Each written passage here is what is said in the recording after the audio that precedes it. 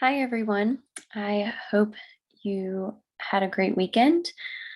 Today, I'm going to talk a little bit about misogyny in Revelation and invite you into conversation as to whether or not you yourself think that there is misogyny in Revelation.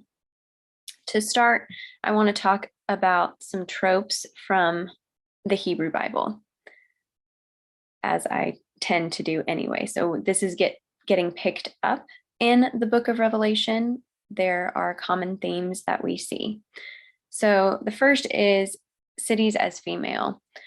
Across the board in the ancient Near East, cities are often viewed as women, and Jerusalem, of course, is personified as female throughout the Hebrew Bible. We see an abusive relationship actually between the city of Jerusalem and the deity, or the people of Israel and the deity. In the book of Hosea, you'll remember with me that the land is personified as female. She is stripped bare and battered by her incensed husband Yahweh in response to her pursuit of lovers. Women and children are used merely in Hosea as visual aids. The mother's hope to name her children is forcibly removed. An unnamed woman is purchased and her price named, in a chilling resonance with today's sex slavery trade. There is no whisper of voices of women or children in the book of Hosea.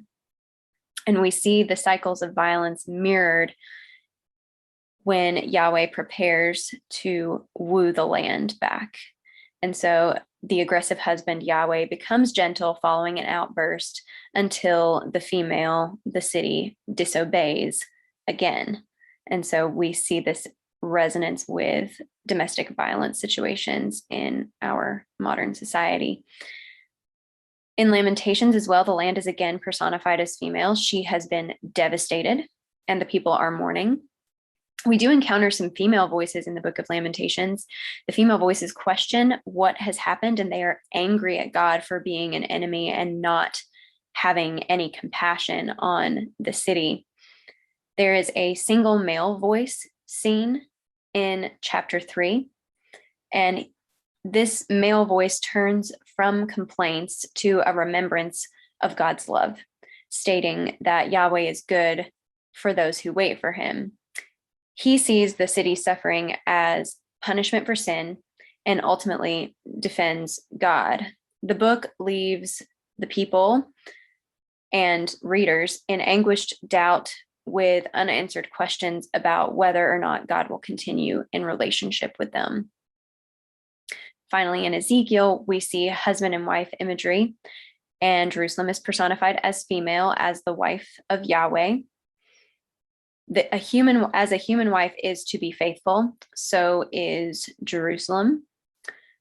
Jerusalem gets described in Ezekiel as a whore and a harlot and is punished for unfaithful behavior.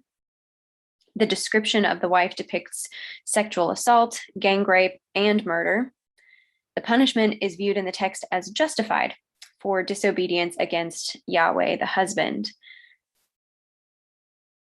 The book of Ezekiel exhibits negative views of women as subordinate to men, and how women's sexuality belongs exclusively to the men who own them, the husbands.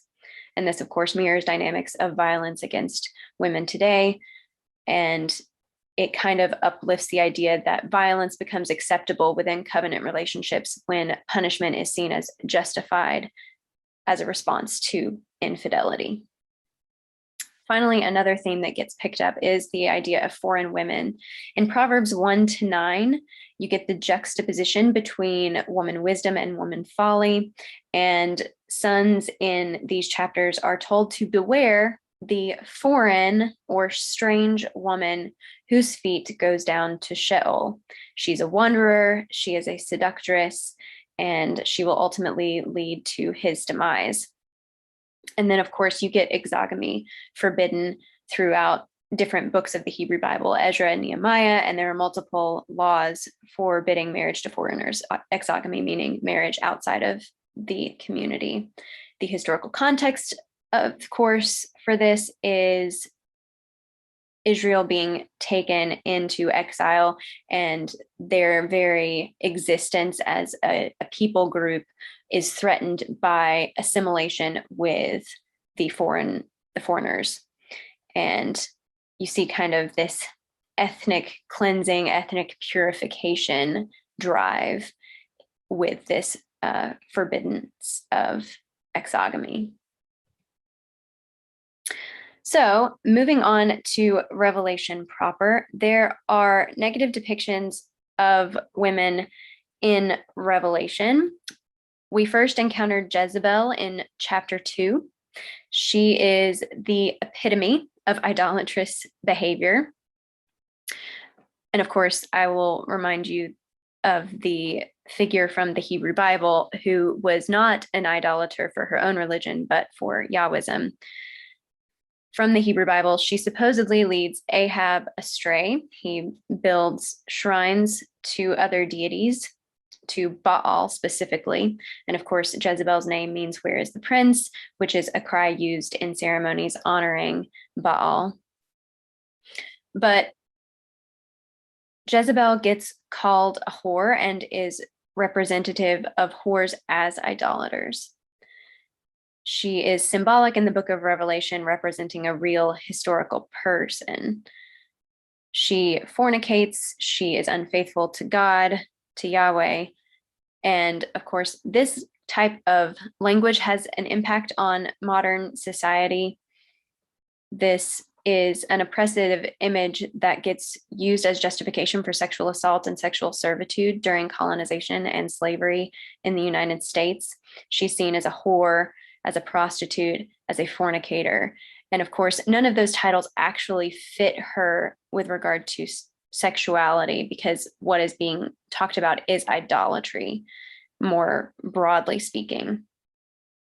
And so I will say that I don't think it is appropriate to use sexual language with regard to Jezebel, because if she is symbolically representing a historical person, historically, Jezebel was very faithful to Ahab. She was very fierce in her love of him and her protection of him and her willingness to do things for him. Of course, those things were often morally questionable and wrong, but she was not an unfaithful wife.